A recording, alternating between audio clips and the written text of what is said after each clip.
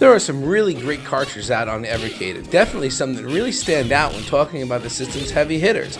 Stuff like Roguecraft, the Neo Geo collections, and many of the dual carts get talked about a ton. There are also some collections I think are great, but don't get enough love, and I want to talk about 3 of them, as well as some of my favorite games on those carts. We all love the indie carts, and it's one thing the Evercade community universally agrees on is we need more of this stuff. Whether it's awesome dual carts like Xenocrisis and Tanglewood, or the Indie Heroes line, everyone agrees we need more indies on the Evercade. One cart that I feel does not get nearly enough love is the Morph Cat collection. This is an awesome collection of 8-bit games, and even though most of them are short, all of them are super fun to play. Since the collection is such a small number of games, I'm going to talk a little bit about each one. First, we have Space Gulls. As a kid, I loved Joust. It was one of my favorite games on the 2600, and Space Gulls kind of plays like an adventure version of that. The controls are super simple. You can jump and fly infinitely. To attack enemies, you just have to land on their heads. You navigate room to room, killing all the enemies and dodging around spikes. It's a simple premise, but it is really fun. The enemy variety is pretty nice, and it's a short playthrough, clocking in about 25 to 30 minutes or so. Next, we have Bobble. You play as a bubble, navigating a world on a journey to find 8 rubber ducks and make it to outer space. As you would expect from a bubble, you are super frail. Touching anything kills you instantly, and your only power is to submerge underwater, then use your upward momentum to jump. As the game carries on, you get some new abilities, and it plays out like a mini Metroidvania. New abilities open up new areas to explore, and it is super challenging. There are checkpoints everywhere, so you don't have to redo long areas when you die, which you will a lot. In the 30 or so minutes it takes to beat, I died around 80 times, but it's such a unique and fun game that I was loving every minute of it. Super Bat Puncher demo is Morph Cat's first project, done in 2011. I think it's safe to say they are never completing it, which is a shame because this is a really fantastic 8-bit platformer that has you going around punching enemies, mostly bats as the name implies, and unlocking new abilities to traverse through its linear levels. The game has 2 worlds, which will take about 15 to 20 minutes to complete, and it is really fun, well worth checking out, so you could also lament about it never being completed. And finally, we have the most famous game on the cart, Micro Mages, an awesome NES game that is up to 4 players scaling up a vertical tower while the screen is constantly scrolling. This game has been in my backlog forever, and after finally playing it, I definitely get the hype. The constant scrolling really adds to the tension and forces you to be quick as you navigate increasingly trippy obstacles and enemies. I don't have anyone to play this game with, but I can imagine it would be even more fun with 4 players, and it even pulls a ghosts and goblins at you. After you beat it, you have to replay through it again in hard mode to get the true ending. Overall, this is just such a fantastic cart that is really unique and fun games and doesn't get talked about nearly enough in the conversation about great indies on Evercade. Let's do one more collection of indie games that doesn't get enough credit. Indie Heroes 2 frequently gets pooped on as the worst Indie Heroes cart. I don't disagree with that. I do think it's the weakest of the 4, but it's still a really good collection of games that fans of indie games should not ignore. My favorite game on the card is easily Tapeworm Disco Puzzle. I love the Flea games, and this is set in the same universe, only instead of a precision platformer, it is a really unique puzzle game. You play as a tapeworm that can extend a certain number of spaces outside of its cassette. Your objective is to collect all the music notes sprinkled throughout each level. Really simple in theory, but it gets super tricky later on. Figuring out how to move your worm around to collect all the notes while not running into spikes can get super tough, but it's always rewarding when you finally figure it out. I also love that they include the characters from Flea in this game and have you sometimes escorting them around levels or providing them a bridge to collect blood vials needed to complete a level. It's just so much fun and one of the best games on the entire Evercade in my opinion. Indie Heroes 2 is also home to the Grunio Zerka trilogy. The first one is a simple one-screen game that's just a score chaser. It's not terrible, but it's nothing to write home about. The next 2 are really fun puzzles, with the 3rd entry being one of my favorites on the system.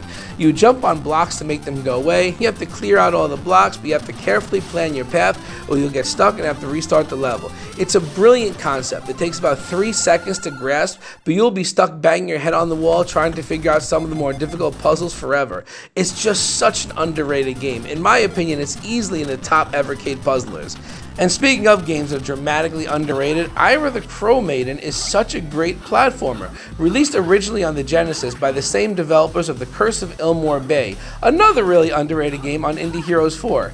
Ira the Crow Maiden does not reinvent the wheel, but what's here is really solid. You have a basic sword attack and a crow that you can unleash a finite amount of times and instantly kill most enemies. You have to rescue all the hostages on every level to get the true ending, and the game has a great difficulty curve that really ratchets up on the later half of the game. Those are my top 3 picks on the card, but there are some other fun titles here as well, and I think I enjoyed every game on this card to some degree. So I do get the criticism that it's not quite as epic as the other cards in the series, but it's still fun and has the most games from any Indie Heroes card since 2 of these games are trilogies. Definitely don't sleep on this game. And one card that is definitely not slept on is Jaleco Arcade 1. There is nearly unanimous consensus that it is one of the best on the system, loaded with fantastic games that span several genres.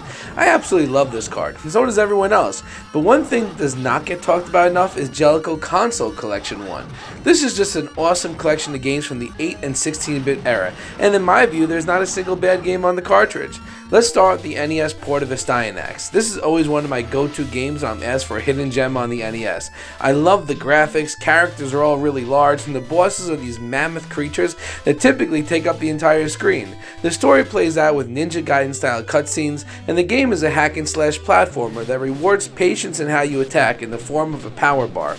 The longer you go without attacking, the stronger your slash is, so just mashing the attack button doesn't always yield the best results, and it creates combat a little more strategic than what you typically see in the genre.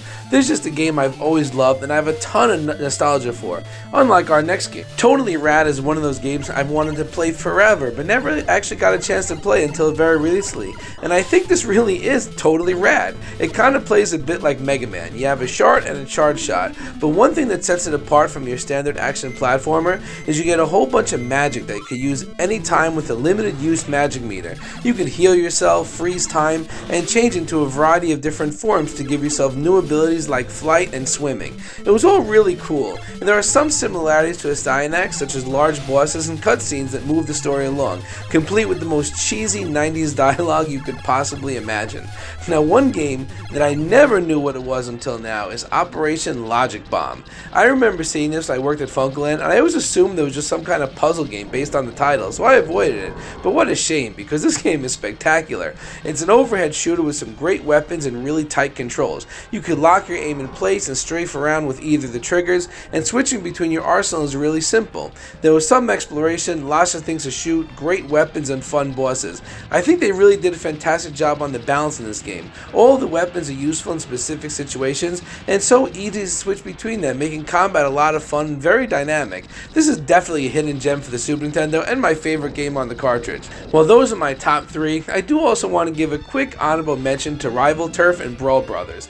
2 beat-em-ups that I owned and loved as a kid. They're not the best on the system, they're kind of janky, and there's some annoying maze parts in Brawl Brothers, but they're both fun, competent brawls that I think fans of the genre will enjoy.